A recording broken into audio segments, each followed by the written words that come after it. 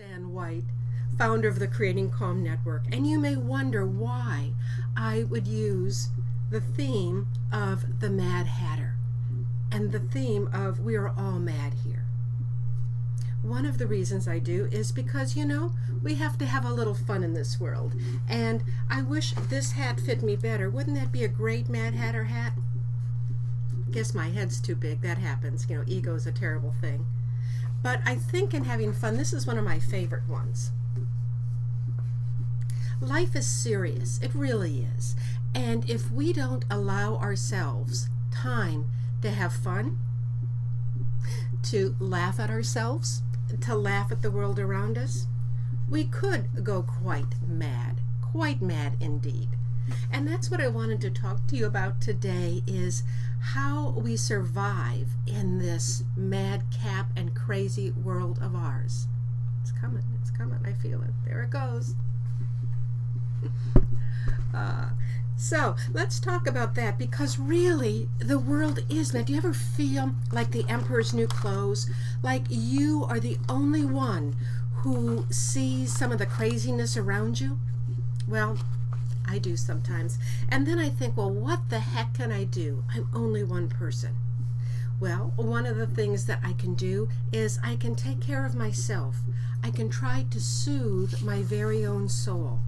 And in doing that, it's part of creating an inner sanctuary. So I think one of the things we need to look at is what makes us nuts. What makes us so our teeth are clenched, so we feel like we're going to scream, so that we get crabby with other people we meet? Look in your life and see when you feel that kind of tension happening in your life. I'll share with you some of the things that happen in mine that make me feel like that. Noise is a big one. I love quiet. I love the sounds of nature, but sometimes there'll be a yard person outside doing leaf blowing and all sorts of equipment, or there'll be a construction site. The noise will be incredible. Or sometimes I'll walk into a restaurant, and it might be a beautiful restaurant, but they're playing noise. And I'm pretty okay with music. I like a lot of different kind of music, most music, but sometimes it is just noise. And when you'd like to talk to your person that you're with, and all you can hear around you is noise, nothing more. So that starts getting me a little bit crabby. Meanness, bullies, and bullies are not just on the playground. Bullies are in the workforce, and bullies are in government. No kidding, right? So bullies bring up that tension level for me. News. If one were to watch the news, oh gosh, especially before you go to bed, you are bombarded by negativity. So I always tell people, choose your news. I don't mean be idiots. I don't mean put our head in the sand, or just take and say, I don't care what's going on at all. But choose your news. What are you interested in? Find it on, we live in an age of information everywhere. Go on the internet and follow the things that you're interested in. I think there was something in my hat that just went in my eye. But that's okay, I'll carry on. So if we were to listen to news day in and day out, it would make us crazy.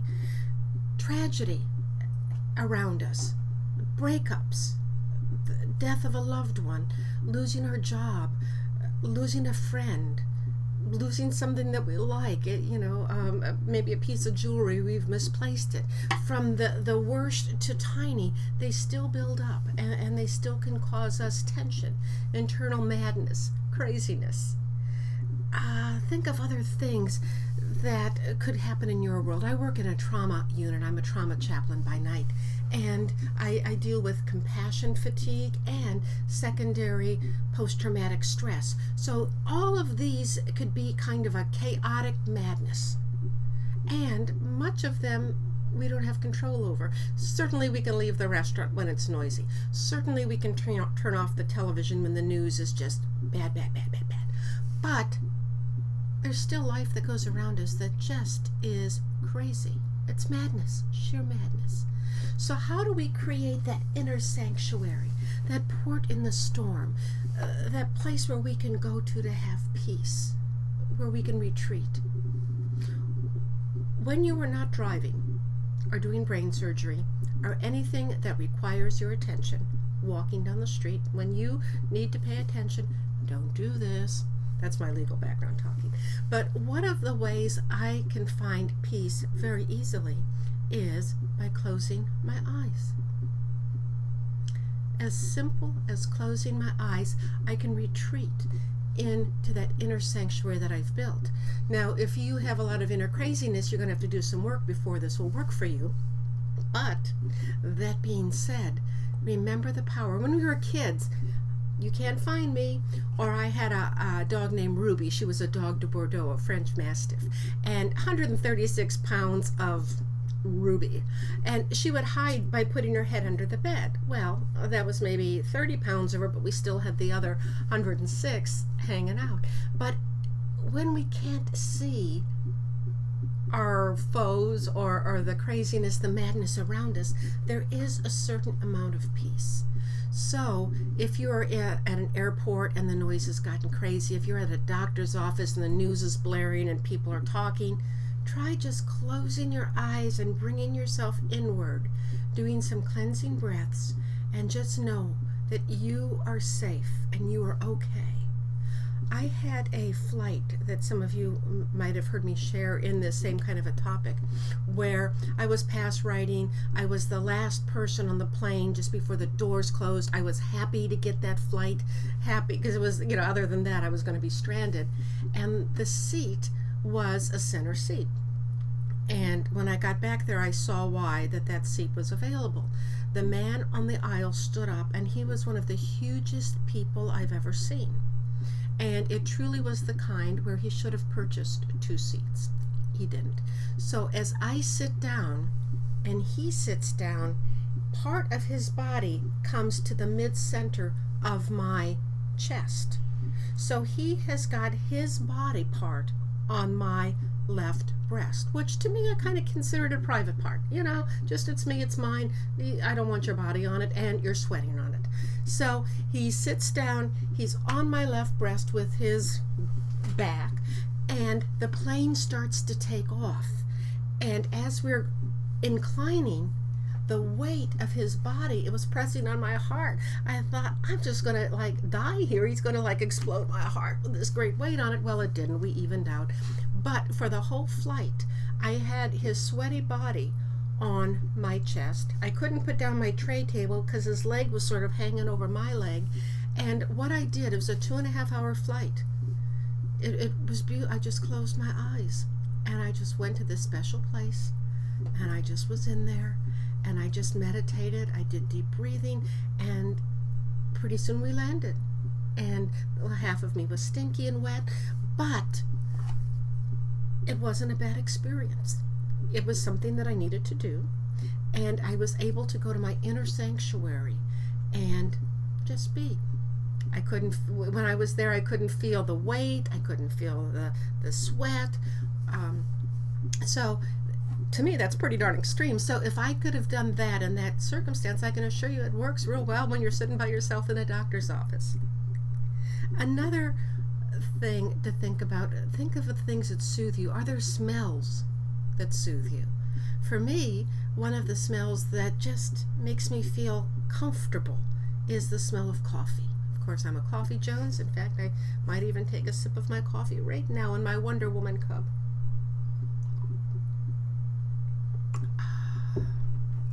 Barrister's Blend. But the smell of coffee, like I'm leaving my shift at midnight, it might have been a hard shift, I'm kind of tired, I'm walking down the hall, and the midnight crew's getting themselves ready to start their shift, and they have coffee on. And the smell, I think, it just kind of picks me up. The smell of pre-rain, just before it rains, that earthy kind of, I guess earthy is the best word for that smell. I like that. the pine forest. Reminds me of when I was a little girl and would go to my maiden aunt's cabin way out in the forest, and I was the most special person in that cabin. She just doted on me. So those were very special times. So when I smell pine, I go back there. How about lavender? Lavender's a good one. So in soothing yourself, think, is there a smell that can help you find your center, your calm, when things get too crazy? You know, some people carry a little diffuser of the smell that does that for them. Me, since it's coffee, it's always around. And that's probably why I have to practice all these calming techniques. Since I drink so much coffee, I need to settle myself down. Pets can oftentimes be soothing, or not.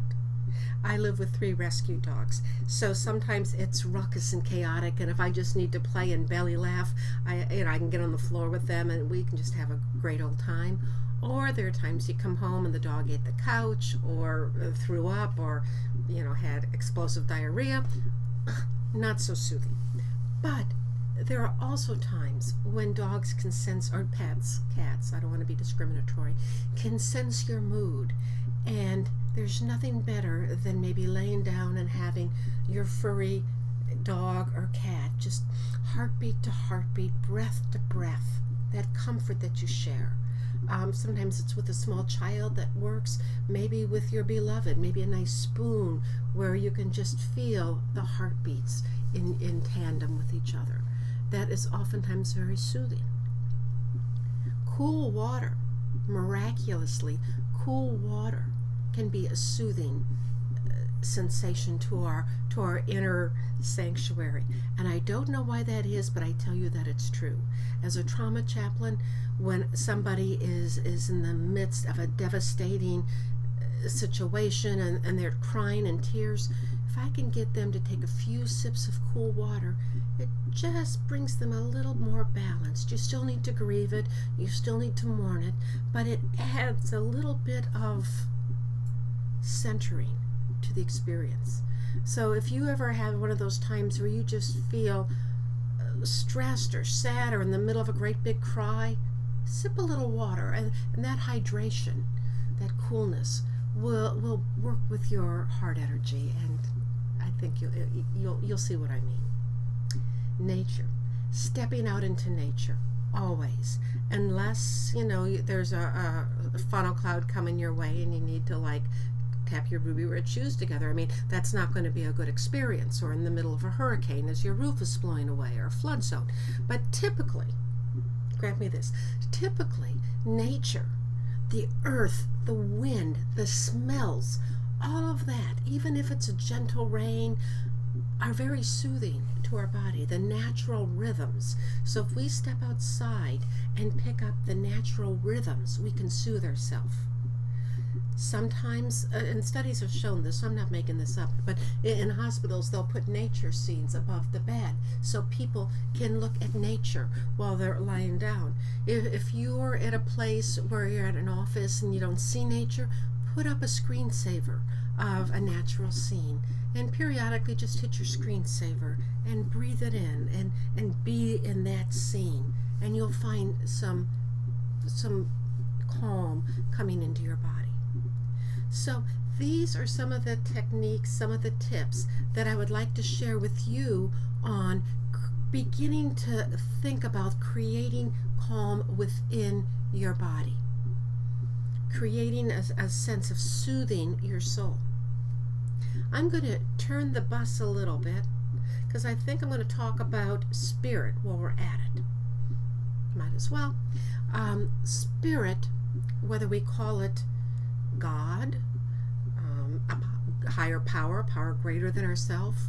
I like the word energy. I think energy works. Universal love. But there is a flow of this divine energy. And when we can connect to this flow, again, we bring that inner calm, that centering to our body. When we disconnect from that flow, we start feeling that crabby, we start feeling diseased, we're out of sort, things we try don't work, we hit road bumps, speed bumps, brick walls. then we know, hey, I'm a little disconnected. Get back into the flow, and you will watch things begin to unfold, things begin to take a beautiful course, doors open when they should. So keeping ourselves in that flow, whether you call it a God flow, a flow of divinity, a sacred flow, energy, but it's a flow of greater goodness that when we can connect to, you're riding the wave. It's just beautiful. So the more that we can do that, the more beautiful it is. So I'm asking you to think about times when you're smooth sailing, if that isn't something that works well for you. Now, you can't stay there all the time because we're human, and I guess maybe because we're denser. So, we get disconnected. But some people ask, how do you connect to that flow? I wrote a book called Living with Spirit Energy. And in that book, I shared my beginnings, my working with spirit. And there were ways when I would practice connecting to the flow. And even now, if I get disconnected and have to go back through and reconnect, there are 5 steps that I take. 1, 2, 3, 4, 6 of them. I made an acronym. And when I was doing my book, I was trying to think, what would this be? And I'm thinking of all these weird things like acorn and everything. And all of a sudden, I get this spirit download, and I can hear my spirit team guides laughing. The blondie finally got it. It's called Spirit. Spirit. How does that work? The S. Stop. Stop. Be still. Just stop the craziness and be still and breathe. P. Protect yourself, because anytime we open ourselves up, it is good to do protection. Actually, anytime we step out into the world, anytime we wake up. So, where did that come from? Anytime we wake up, it is good to protect ourselves. So one of the ways to do that is I do a prayer where I wrap myself in the divine light that only good can penetrate my aura. So I'm protected. I invite. Spirit likes to be invited. They're all around us everywhere, but it's always good to say, I'd like to welcome you in so we can work together. I need your help. R. Request. What do you need? Request, I'm working on this. Can you help me find a way to navigate this? So let Spirit know what you would like. You don't always get it, but at least they know what you like, and they're going to direct you, and you might even get something better for your greater good. You don't need to know the how. Spirit does the how. As humans, we want to know the how, but how is not for us. Spirit takes care of the how. We take care of the envisioning and manifesting and setting our dreams, and then Spirit will take over. The next I is initiate. Don't sit on your butt. You've got to do something. Move in the direction of your dream. Move in the direction of connecting to Spirit, and they'll get you there. It's easier to move a moving object than a stalled one. You know that from pushing a car. Once you put it neutral and get it moving, it'll go better. And then finally, T is trust that it'll happen and thank Spirit. Spirit likes to be thanked.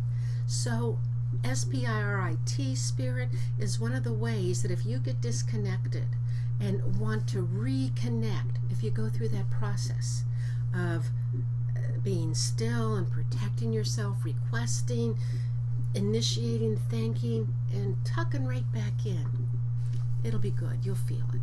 Sometimes you just have to breathe it in. So that is my chat with you today in this mad and crazy world. This is Ann White. I am the founder, actually.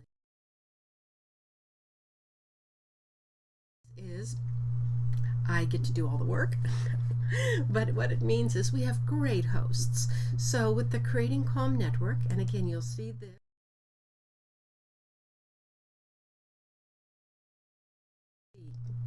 No, I'm giving you a little slideshow here. I'm just playing around. But when you see this,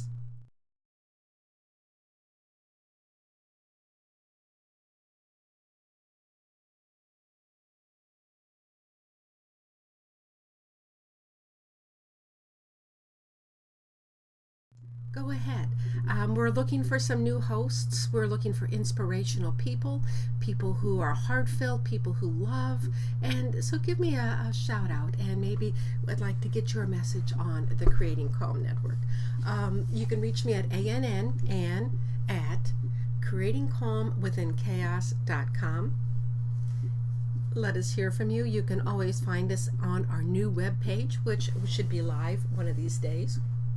The earth will still spin, the sun will still rise, and the webpage will be live one of these days. And it's www.creatingcalmnetwork.com. All of our hosts that you're going to see here on television have radio shows. So this talk, more or less, was what I did on Monday Morning Coffee. And it was Monday Morning Coffee on July 8th. So if you'd like to hear this on your iPad and iTunes, you can go ahead and pull Monday Morning Coffee July 8th and get this same talk. So whether you like to listen to things, you can listen to us on the radio. If you're more visual, many of us are going to try to come over here and just bring a smile to